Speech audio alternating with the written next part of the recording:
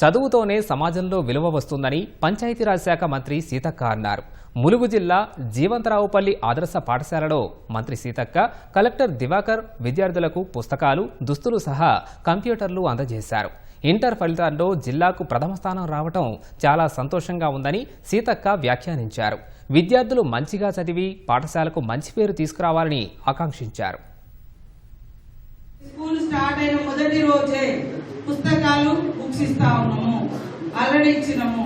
ఈ రోజు కూడా కొన్ని కంప్యూటర్లు అదే విధంగా పుస్తకాలు మీకు మరి గవర్నమెంట్ ఇచ్చేదాన్ని ఒకసారి మనం చూస్తా ఉన్నాం. అందరూ బాగా చదువుకోవాలి.